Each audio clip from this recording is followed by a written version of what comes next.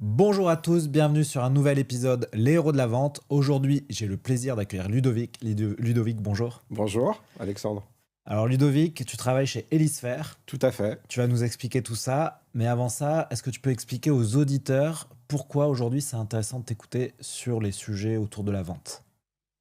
Pourquoi c'est intéressant de m'écouter? Bah, parce que ça fait aujourd'hui 25 ans que je fais ce métier. D'accord. J'ai commencé tout en bas comme téléprospecteur et au fur et à mesure des années, bah, j'ai pu progresser pour gérer jusqu'à 600 personnes. Et aujourd'hui, je suis directeur de la vente à distance chez Elisphère. Elisphère, c'est une société qui est spécialisée dans la data tech. Gros avantage de ce métier, c'est qu'on va collecter de la donnée pour permettre aux entreprises de couvrir jusqu'à 360 au niveau de leurs besoins, en allant de la prospection.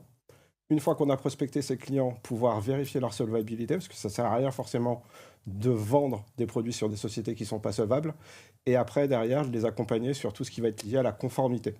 D'accord. Donc quand tu dis tu t'occupes de l'équipe vente à distance, c'est plutôt des commerciaux qui vont faire du remote ou qui vont Alors, aujourd'hui, plutôt... je Ouais. gère une équipe de 7 commerciaux sédentaires Ah d'accord. qui Ok. ont une région particulière et qui gèrent chacun leur région.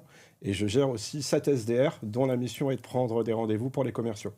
Très bien, bah justement, on va parler de prospection aujourd'hui. Donc le sujet que tu as choisi, c'était comment prospecter moins mais mieux. Tout à fait. Pourquoi tu voulais nous parler de ce sujet précisément? Parce que comme je t'ai dit, ça fait 25 ans que je fais ce métier. J'ai commencé dans les très grands centres d'appel où on confondait, on va dire, productivisme avec productivité. Et je me suis aperçu que bah, finalement, quand on fait beaucoup de volume, on va faire très peu de chiffre d'affaires ou du chiffre d'affaires moindre par client, alors que si on prospecte de façon beaucoup plus intelligente, avec un vrai travail, on est capable aujourd'hui de pouvoir prospecter mieux, générer plus de chiffre d'affaires et surtout être mieux dans son travail. Parce que je pense que humainement, passer entre 120 et 130 appels, on est dans des métiers qui sont facilement usants. J'ai vu, moi, au fil des années, euh, la durée de vie d'un commercial, généralement, sur ce type de métier-là et sur ce type de produit, c'est 2 3 ans. Au bout d'un moment, ils ont tellement prospecté qu'ils ont l'impression d'avoir fait le tour. Alors que si on met de la qualité et qu'on utilise réellement la valeur ajoutée d'un commercial qui est plus dans sa capacité à transformer et à apporter sa propre valeur ajoutée, son envie et ses besoins, c'est beaucoup plus simple, un, de les fidéliser, de les garder et d'avoir de meilleurs résultats. Très bien. Alors du coup, tu as préparé l'épisode en trois parties. Donc on va essayer d'expliquer, donner aux auditeurs des billes hein, pour effectivement peut-être faire moins de volume mais plus de qualité. La première partie, justement, tu voulais nous expliquer de faire attention à la prospection, donc tu l'as dit, hein, trop large. Comment ça se passe? Comment tu fais pour te concentrer sur des comptes, on va dire, plus précis? Généralement, on fait un Mm. gros travail en amont, nous, chez Elisphère. C'est-à-dire qu'en chaque début d'année, on va analyser les résultats de l'année passée. D'accord. Derrière, en fonction effectivement de notre gamme de produits, de notre chiffre d'affaires et des objectifs qu'on va se fixer, ou plutôt que l'entreprise va nous fixer, on va se dire, bah voilà, pour pouvoir faire tel objectif, il faut que je fasse tel chiffre d'affaires, et pour atteindre tel chiffre d'affaires, il faut que je fasse tant de paniers moyens. Et en fonction de ça, on va pouvoir derrière se dire, ben voilà, j'ai des produits qui ont une plus grosse valeur ajoutée, donc je vais essayer effectivement de me caler là-dessus pour aller vendre mieux et beaucoup plus rapidement. Donc en gros, tu as un premier travail que tout le monde peut faire, en fait, c'est C'est ça, un travail d'audit sur aujourd'hui quel est mon portefeuille client, quels sont ceux qui me rapportent le plus et peut-être qui me coûtent le moins d'énergie, de temps aussi. tout à fait. Ça, c'est assez courant hein, dans la vente parfois de se perdre un peu sur des comptes qui prennent énormément de temps, même si le panier moyen est élevé. Donc tu as ce premier travail-là et, et ensuite, je sais aussi que toi, tu m'en as parlé juste avant d'ailleurs qu'on commence, un aspect un peu plus sur l'intérêt des comptes. Est-ce que C'est tu peux ça. nous expliquer un peu ce que tu entends par Euh, là? une fois qu'on a fait ce gros travail d'aller cibler les entreprises qui nous semblent pertinentes, je demande à mes équipes de dire, ben voilà, aujourd'hui, parmi ces comptes-là, quels sont les comptes qui vous tiendraient à cœur de pouvoir les signer. Est-ce que c'est un sujet, c'est d'une entreprise par rapport à un sujet qui les passionne? Est-ce que c'est un groupe ou une entreprise qui leur donne envie éventuellement d'aller travailler pour eux ou sur lequel ils pensent qu'ils pourraient avoir un intérêt? Et ça leur permet de se focaliser et de se dire, voilà, j'ai un coup de cœur, je sais effectivement quelles sont les réponses que je vais pouvoir apporter aux différents pains de mes clients, et en fonction de ça, de pouvoir avoir un discours qui soit le plus fluide et le plus pertinent. Très bien, donc tu proposes à tes équipes de choisir eux-mêmes presque leur territoire de prospection. Dans, pas forcément le territoire, mais vraiment les cibles au sein de leur territoire qui peut les intéresser. Pardon. Aujourd'hui, je considère un petit peu mes collaborateurs comme des intra-entrepreneurs. C'est-à-dire qu'aujourd'hui, ils sont là, ils savent pourquoi ils sont là.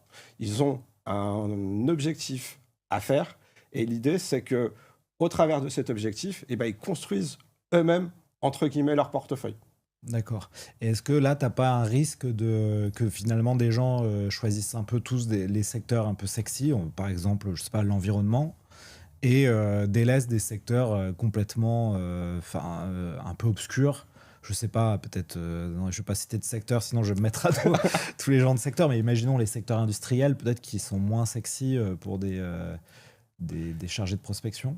C'est pour ça qu'aujourd'hui, en fait, on essaye de faire ce qu'on appelle du test and learn. C'est-à-dire que oui, j'oriente aussi de temps en temps sur certains secteurs.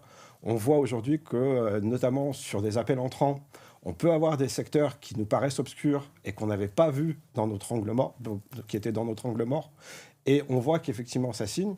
Et là, je vais dire à un de mes commerciaux, regarde, tu as signé sur cette cible-là, tu connais un tout petit peu leurs enjeux.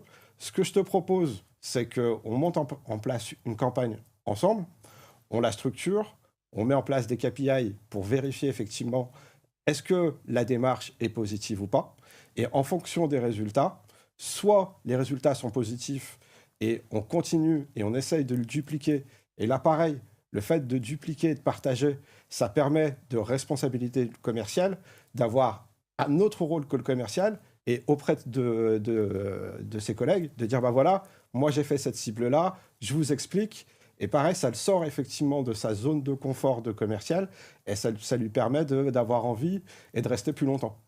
Ok, donc peut-être l'idée c'est d'alterner, de mixer des secteurs qui donnent envie à des secteurs un peu moins qui donnent moins envie, ou un peu moins sexy. Un peu moins sexy. Ouais. Tu arrives à mixer ça et à copier les bonnes pratiques qui marchent sur un secteur à un autre secteur. Tout à fait. Ok. Gros avantage en plus chez Elisphere, c'est que aujourd'hui, nous, on a vraiment, on va dire, l'intégralité de la data, que ça soit de la data financière et que ça soit aussi de la data de contact. Et l'idée, c'est, au travers de nos outils, de leur donner plutôt des directives ou des directions.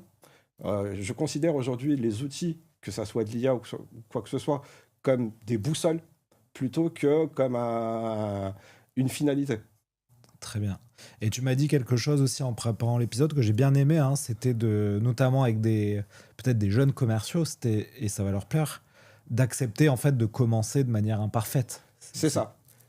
Aujourd'hui, on a toujours envie de se dire je vais vendre une solution et je veux qu'elle soit préparée à 100%. Et c'est pas possible. On nous a appris aujourd'hui que, en tout cas en France, que l'échec n'est pas possible.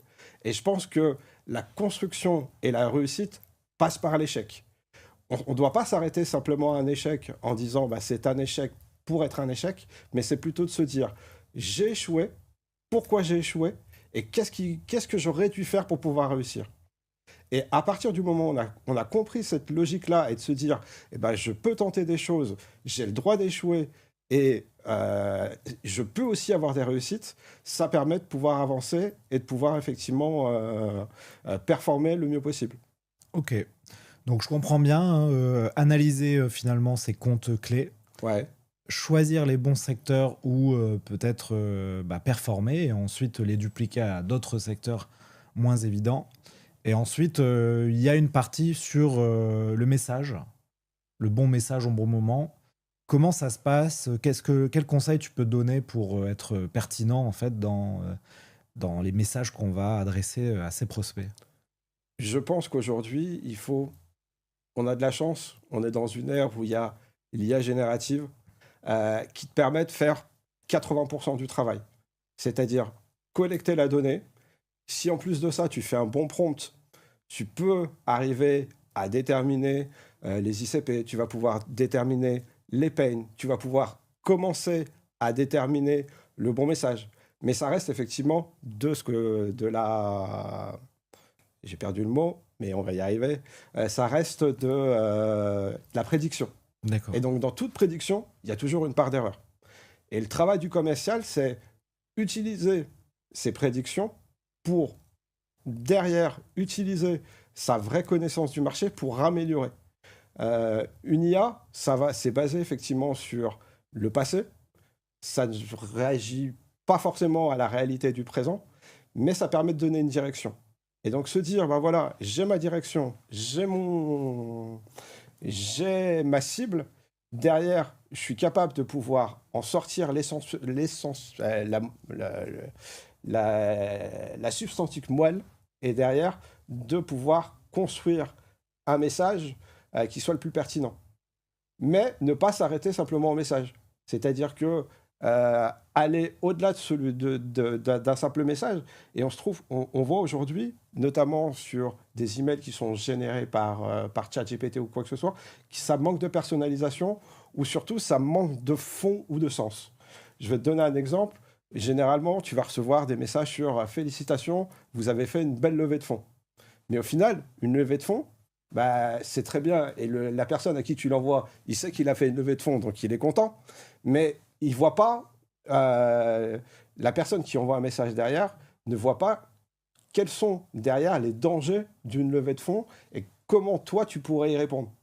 Alors que si tu creuses et tu dis, bah voilà, vous avez fait une belle levée de fonds, mais derrière, qu'est-ce que ça veut dire la levée de fonds? Ça veut dire qu'il va falloir effectivement, si vous avez fait une levée de fonds, ça veut dire que vous souhaitez vous développer, il va falloir plus de commerciaux, vous allez avoir plus de clients, vous allez avoir plus de risques, et donc, en fonction des métiers que tu vas vendre et des produits que toi tu vas vendre, eh ben, il faut appuyer effectivement sur les leviers et sur les pains qui sont inhérents à une levée de fonds. Et c'est pareil sur chaque message.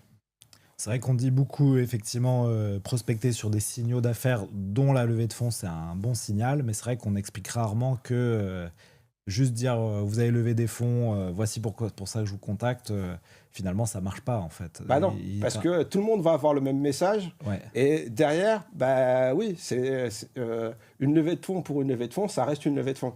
Alors que si on va chercher beaucoup plus profondément ce qui implique une levée de fonds, ce qui implique un déménagement, ce qui implique un recrutement ou des choses comme ça permet effectivement de pouvoir cibler au mieux et d'avoir un message qui soit réellement personnalisé et pas simplement le fait d'avoir cherché une information sur un site internet et s'arrêter simplement à ce message-là.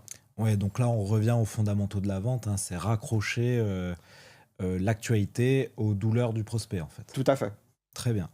Ensuite, tu as aussi la question du canal qui est important. Ouais. Qu'est-ce que tu peux nous dire là-dessus pour optimiser ta prospection? Le canal est important.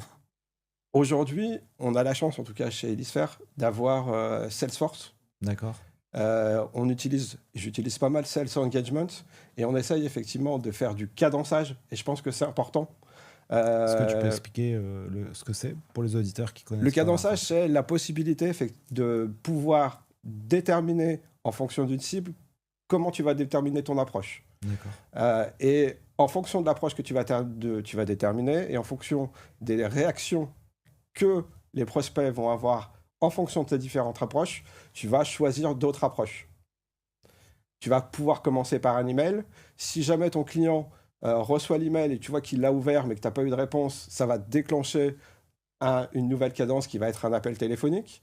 Si tu n'arrives pas à l'avoir, tu vas derrière dire voilà, je vais passer par un message LinkedIn et ainsi de suite. L'idée, c'est de pouvoir arriver à retrouver le canal le plus pertinent pour ta cible. Et est-ce que, comme vous êtes une entreprise de data, est-ce que tu arrives, et je sais que vous avez beaucoup de commerciaux chez Elisphère, est-ce que tu arrives à déterminer finalement des bons cadençages selon les secteurs? Est-ce que ça va être surtout pas en fonction des secteurs, mais en fonction des personas. Des personas, ok. C'est-à-dire que Aujourd'hui, si on veut cibler et on vend des produits marketing à des directeurs commerciaux ou à des directeurs marketing, on sait que l'email et le téléphone vont fonctionner. C'est-à-dire qu'on est commercial ou on est marketeur, c'est notre métier. Généralement, on prend le temps de pouvoir répondre à des personnes qui nous contactent. Nous, aujourd'hui, on a aussi des cibles qui sont des DAF, des directeurs financiers, des directeurs juridiques, qui, pour eux, que ce soit les réseaux sociaux, le téléphone ou l'email, ne sont pas forcément très accrochés. Donc, il faut savoir doser et trouver effectivement le bon canal. Il y a plein d'outils qui peuvent permettre de le faire. Aujourd'hui, un Sales Navigator nous permet de pouvoir voir effectivement si la personne, elle poste sur LinkedIn. Si elle poste sur LinkedIn, ça veut dire qu'elle est présente sur LinkedIn.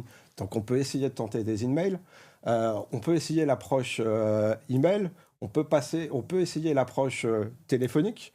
Aujourd'hui, il y a des outils comme Predict chez Elisphere qui te permettent de pouvoir récupérer des téléphones portables, des emails nominatifs. Généralement, c'est plus facile d'avoir un directeur juridique sur son téléphone portable plutôt que de passer par la secrétaire et passer par une ligne standard, parce que généralement, les standardistes, elles sont formées pour t'envoyer dans tes 22 quand tu essayes de joindre une personne sur laquelle, sans avoir de nom ou sans avoir de bons messages, elle t'enverra de toute façon en boulet. Très bien. Donc si je résume, là c'est vraiment, on part comme tu l'as dit des signaux d'affaires, mais attention, pas juste en donnant l'information que tout le monde connaît, en creusant un peu les douleurs du prospect pour faire des messages plutôt personnalisés.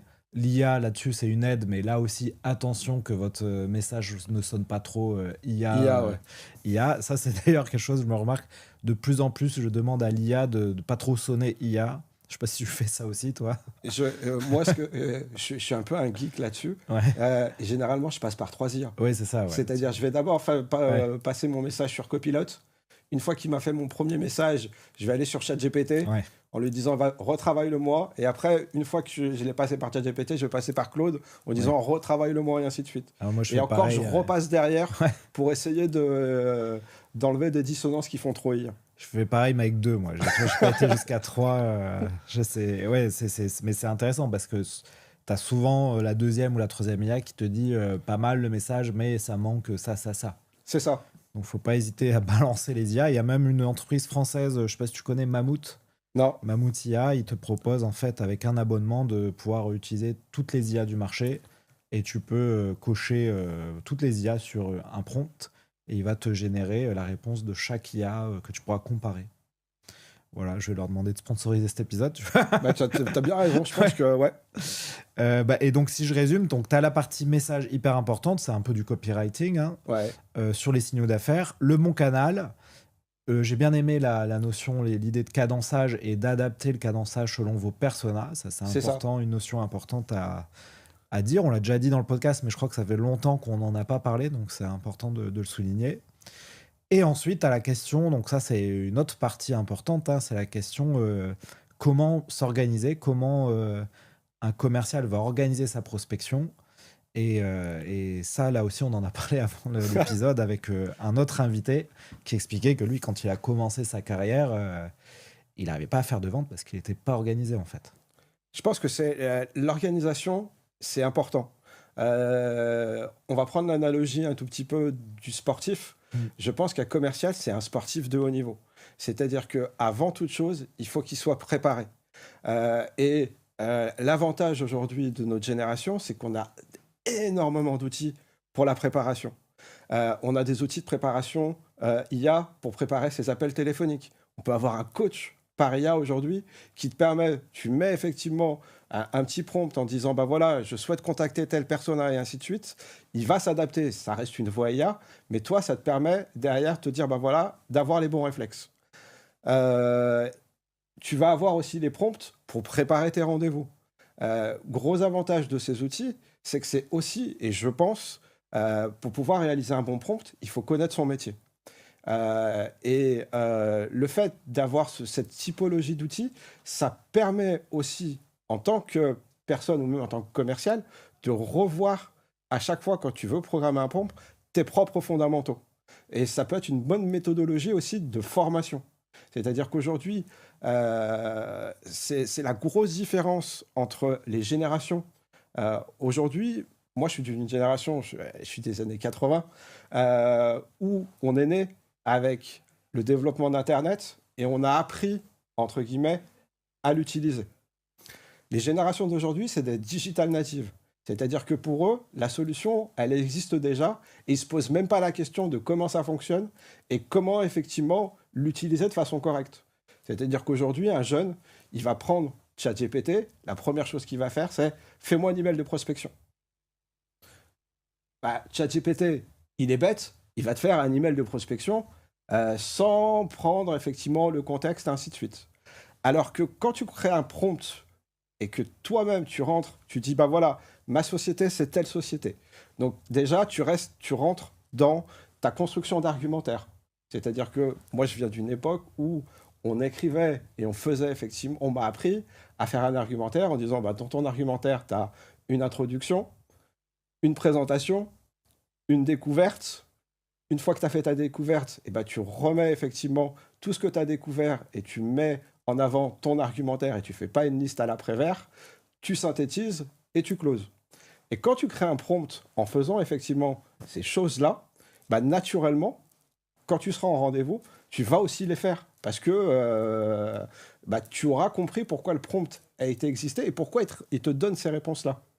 Et donc, au final, ça te permet, plus t'en fais, plus tu commences à comprendre et plus derrière tu es programmé pour réussir.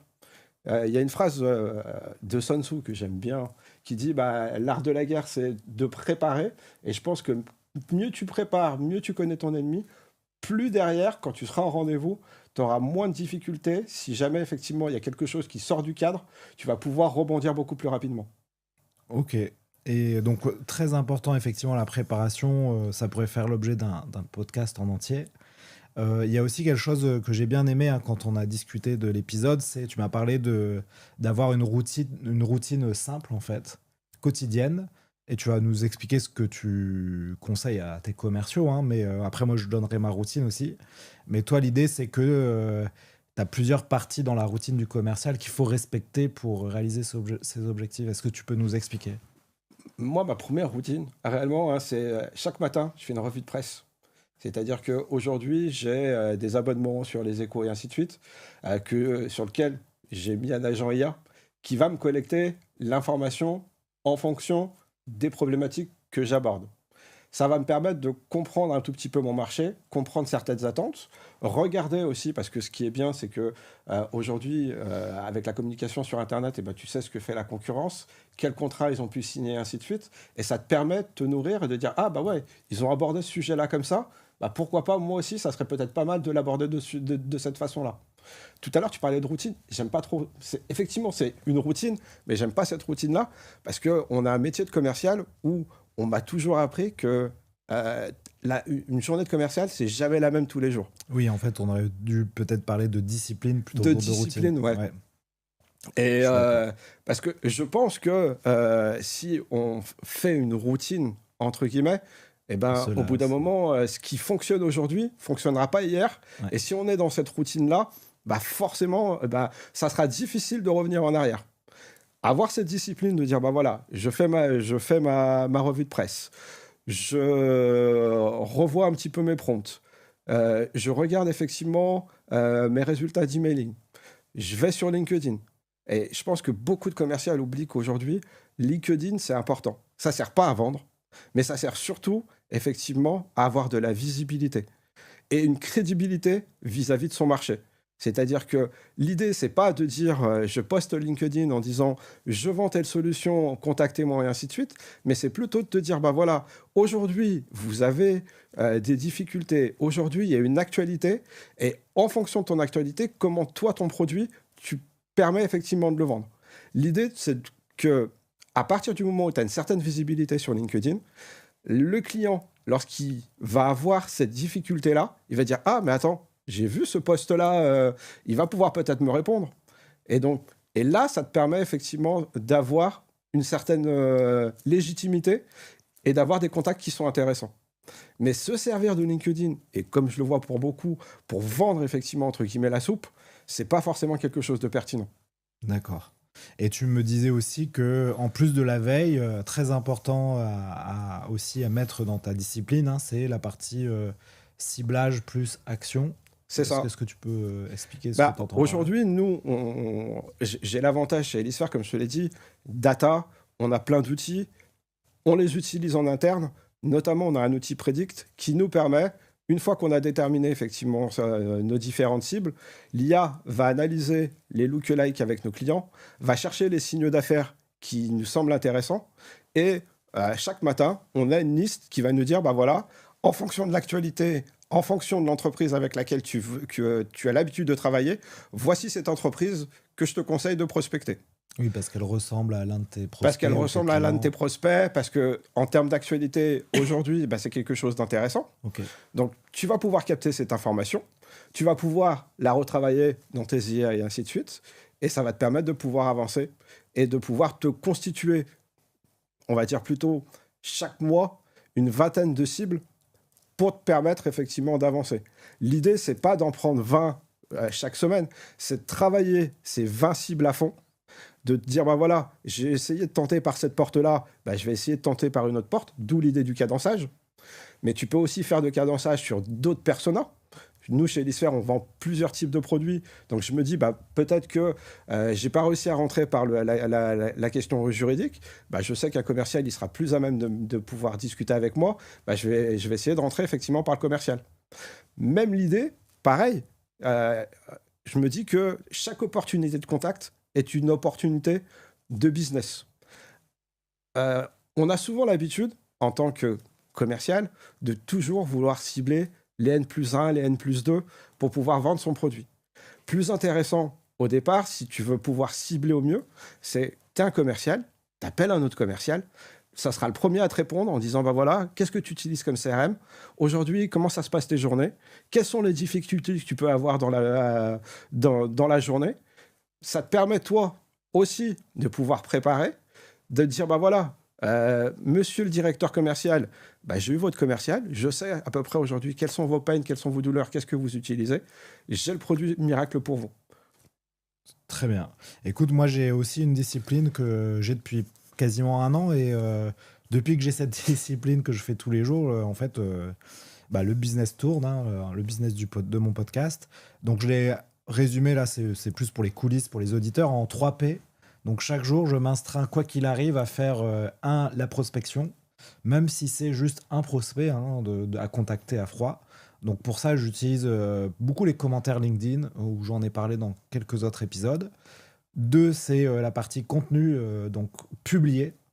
Et donc, j'essaye de faire à minima un post, donc c'est souvent sur LinkedIn, mais ça peut être sur d'autres réseaux. Et 3, c'est la partie podcast, où là, j'essaye aussi de faire progresser mon podcast, soit sur un visuel, un titre, une charte éditoriale, etc. Et donc, j'ai ces 3 P chaque jour où je me dis, il faut que je fasse les 3, même si c'est quelques minutes pour les 3 P. Tu vois, par exemple, ce matin, j'étais en salon, donc c'était compliqué, bah, à l'aéroport, je le faisais. Tu vois, donc ça, c'est peut-être un autre conseil aussi à donner aux commerciaux, c'est de trouver un peu les choses pour réaliser ces objectifs, à ne pas trop dévier, parce que c'est vrai que quand on est commercial, on a plein de tâches, et parfois, bah, par exemple, les tâches du CRM prennent le pas sur Ouais. des tâches plus essentielles. Mais tu as raison de se fixer au minimum 3 tâches, c'est très bien. Plus, ça sert à rien. Oui, ouais. Mais de se dire et de se forcer tous les jours à en faire un petit peu, je pense que c'est important. Moi, je vois trop souvent des commerciaux qui me disent ouais, j'ai pas le temps de prospecter parce que j'ai des clients et ainsi de suite. Et Classique. c'est souvent la bonne excuse. Ouais. Alors que tu te dirais, bah voilà, je prends dans mon emploi du temps, je me bloque un créneau d'une demi-heure, un créneau d'une heure pour dire, bah voilà, dans chaque créneau, je définis les tâches qui sont importantes pour moi et je m'y astreins. Cette routine-là te permet bah, que ça ne devienne plus une routine, ça devienne une discipline et même ça devient quelque chose de naturel et que tu vas faire sans y penser.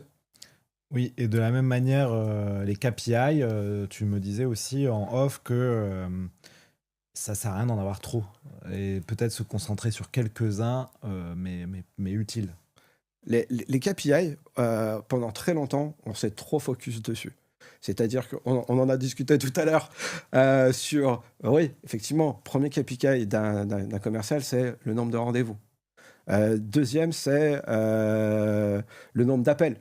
Il faut que tu passes des appels parce que si tu n'as pas assez d'appels, ça veut dire que tu n'auras pas assez derrière de rendez-vous. Mm. Je pense qu'aujourd'hui, l'essentiel des KPI, c'est plutôt pour se donner une direction. C'est-à-dire que quand tu n'y es pas, bah, il faut que tu fasses effectivement le minimum des KPI qui sont définis.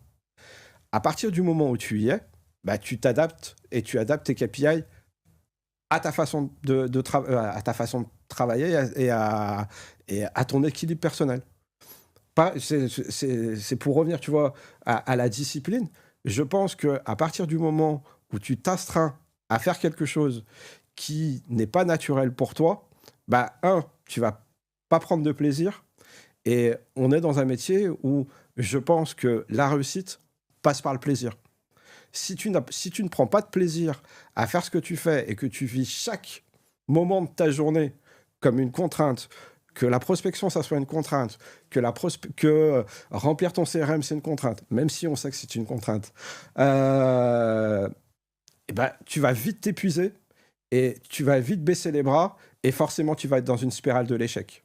Oui, et tu me disais aussi, le commercial, finalement, c'est peut-être la posture de l'intrapreneur dans une entreprise, ça peut bien lui aller aussi. Je pense réellement. Après, il faut un cadre.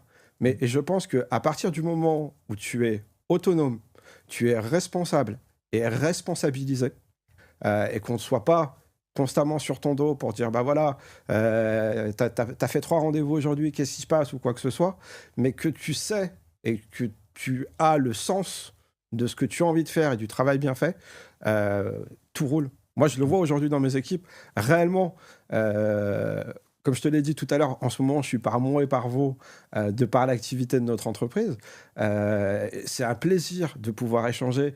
Quand je suis dans le train, ils m'appellent en disant, bah voilà, Ludo, t'es pas là. J'ai suivi ton conseil. J'avais une boîte qui m'intéressait. On a rendez-vous ou on a signé un gros deal. C'est que du plaisir. Et je pense qu'il faut le prendre comme du plaisir.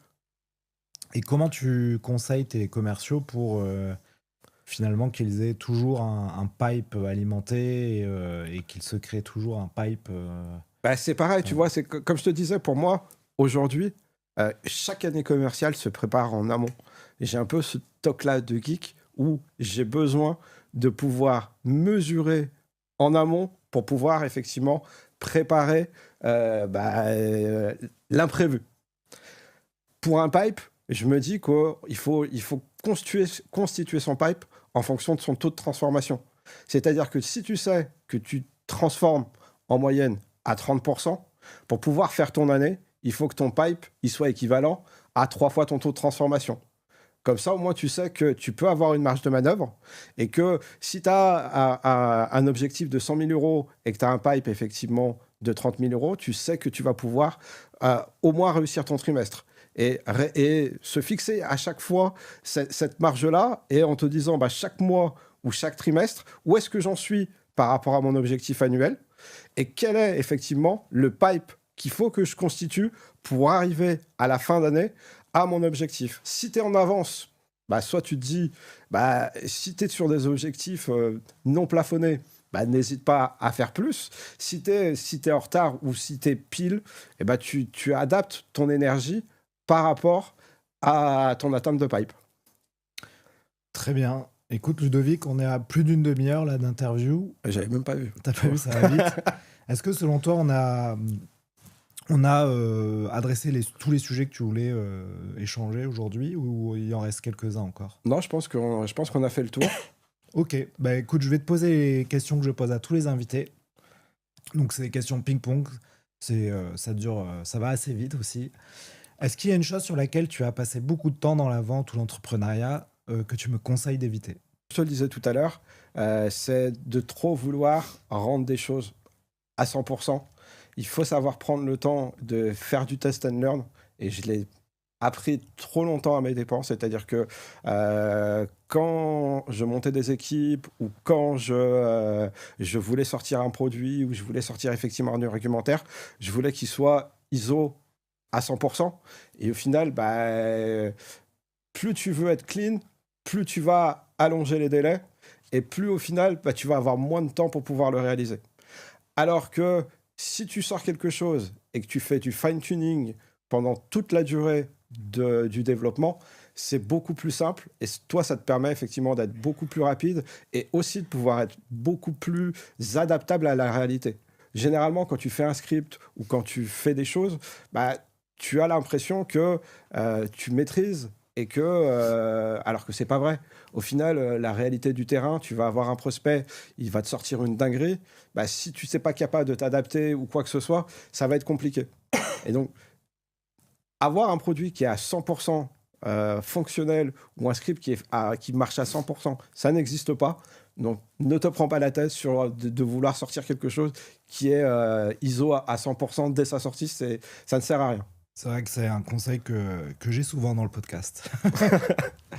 Est-ce que tu as un changement d'état d'esprit ou une prise de conscience que tu as fait, selon toi, beaucoup trop tard ? Que le travail, c'est pas la vie. D'accord. Vraiment. Tu l'as fait trop tard, ouais. Je l'ai fait trop tard pendant très longtemps, c'est ce que je t'expliquais. Pendant très longtemps, je pensais que ma carrière professionnelle était plus importante que les choses et que je faisais les choses pour ma famille. Et au final, c'est du temps sur lequel tu ne vois pas ta famille. Et je pense qu'il y a un équilibre à avoir entre le travail, la famille et la réussite. Et aujourd'hui, je pense que je mets ma famille à 60% et 40% au niveau du travail. Et ça me permet d'être beaucoup plus serein et d'absorber la pression et les choses de façon plus intelligente. Ouais, c'est vrai qu'on n'en parle pas souvent, mais finalement, les métiers de la vente, on a l'image de personnes pressurisées, ce qui peut être le cas. Mais si tu arrives à bien gérer, on l'a dit, tous les aspects d'organisation, de discipline, etc., finalement, tu peux devenir dans les très bons vendeurs. Et les très bons vendeurs, en général, on les laisse un peu tranquilles sur la gestion de leur temps. C'est ça. Donc, il y a une question, et moi, je l'ai vécu, c'est-à-dire... jeune commercial, je passais beaucoup de temps à prospecter, etc. Et quand j'ai compris les bons systèmes, les bonnes disciplines, j'ai pu me dégager du temps. Et quand je me suis mis à mon compte, c'est plus facile forcément. Mais je pense qu'aujourd'hui, tu as quand même, comme on l'a dit, des commerciaux qui sont intrapreneurs, qui gèrent leur temps et qui peuvent avoir un équilibre vie pro, vie perso. En fait, c'est une de mes commerciales qui m'a sorti ça et ça m'a mis une claque. Elle m'a dit, mais pourquoi tu me réponds à 23h un samedi, on sauve pas des vies. En fait, non, c'est vrai, on sauve pas des vies. C'est clair que en tant que commercial, et c'est cette pression-là qu'on a, c'est que on a l'impression que si on n'est pas à 100% tout le temps, étant donné qu'on est rémunéré sur du variable, sur de la commission, si on répond pas à son client parce qu'il nous a posé une question, on va le perdre. Alors que c'est pas vrai. C'est-à-dire que si à partir du moment où tu définis des règles et que derrière, les réponses que tu vas lui apporter dans les créneaux qui sont des créneaux de travail sont des réponses de qualité et ainsi de suite, tout roule. Et il t'en voudra pas parce que tu ne lui as pas répondu 5 minutes après qu'il t'a envoyé un email. Exactement. Une question un peu plus facile. Est-ce que tu as un achat de moins de 100 € qui a changé ta vie ?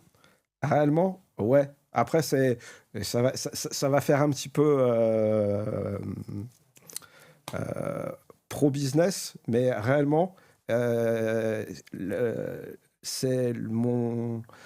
lorsque je suis arrivé chez Hélisphere, j'ai payé un ticket de stationnement, et ce ticket de stationnement a changé ma vie.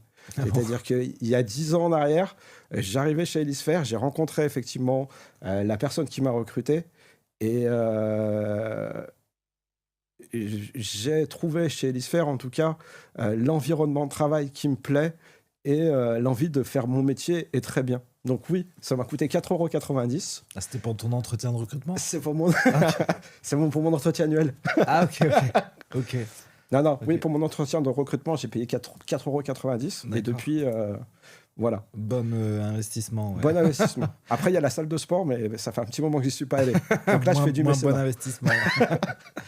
Ok, on arrive à la fin de l'interview. Je te donne une carte blanche pour inviter quelqu'un dans le podcast. Tu me proposes qui, Ludovic? Euh, Il y aurait deux personnes. Ouais, Une rapide, c'est Eric Sadin. Je ne sais pas si tu connais. non, C'est un philosophe qui est spécialisé dans l'IA. d'accord. Il a écrit un super bouquin qui parle effectivement d'IA. Et aujourd'hui, on est vraiment, surtout dans nos métiers où on nous parle beaucoup d'IA. Et c'est un philosophe qui prend du recul sur l'IA. Parce qu'aujourd'hui, les seules personnes qui nous vendent de l'IA, bah, qui nous vantent l'IA, c'est les personnes qui le commercialisent. Donc c'est comme si effectivement le magasin de médicaments bah, te disait c'est le meilleur médicament et tu prenais pas de recul dessus, alors que lui prend réellement du recul, explique bah, les fonctionnements de l'IA, les biais cognitifs qu'il pourrait y avoir, et ça te permet par rapport aux outils aujourd'hui qu'on utilise, de vraiment considérer ces outils, et c'est ce que je te disais tout à l'heure, comme des outils de pilotage et plutôt des boussoles pour te permettre d'avoir un cap, mais c'est pas la finalité, ça reste des outils, et je pense que c'est important.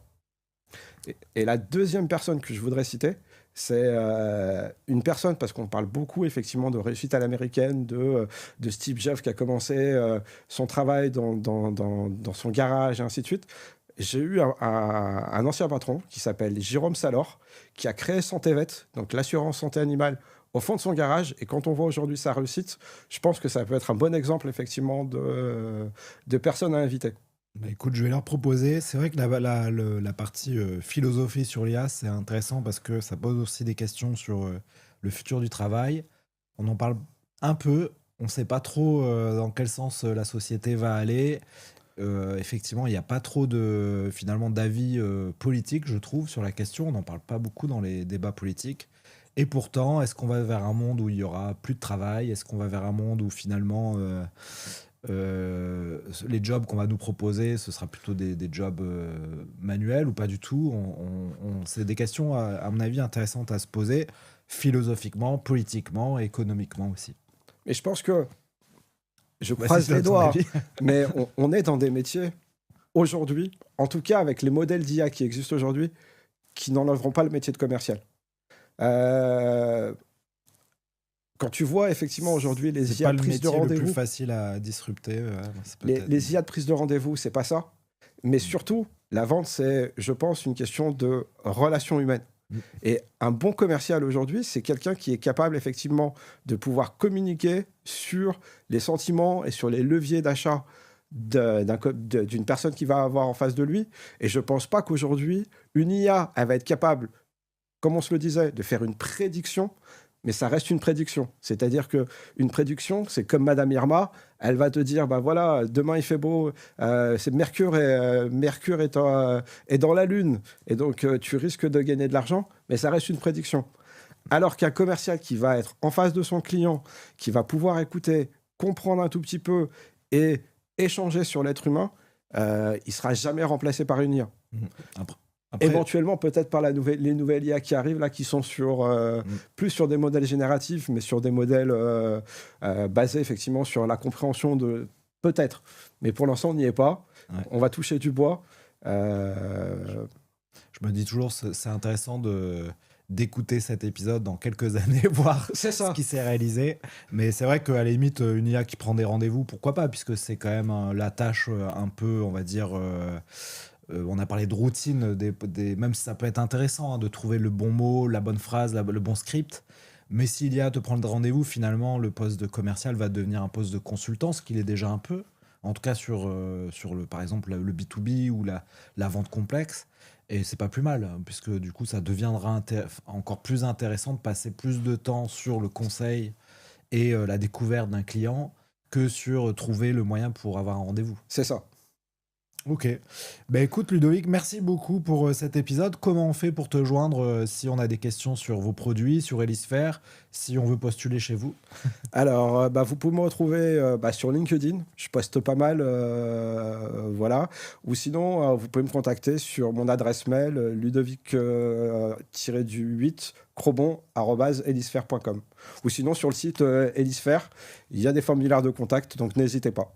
Très bien. Bah écoute, j'espère que ça t'a plu l'épisode. Parfait. Franchement, je pensais que j'allais pas avoir de choses à dire, mais au final, ça va. Bah, ça fait 20 ans que tu travailles dans la vente, j'espère que tu as des choses à dire. Donc vous pourrez retrouver l'épisode sur vos plateformes de podcast préférées, sur YouTube, et vous avez aussi la version écrite sur les chroniques de la vente, c'est la newsletter. Et donc suivez ça sur vos réseaux préférés. Ludovic, je te souhaite de belles ventes cette année, et puis à bientôt pour un prochain épisode. Bah, j'espère, et ça sera avec plaisir que je viendrai te revoir pour te dire si mes prompts et mes scripts ont fonctionné. Parfait, on fera un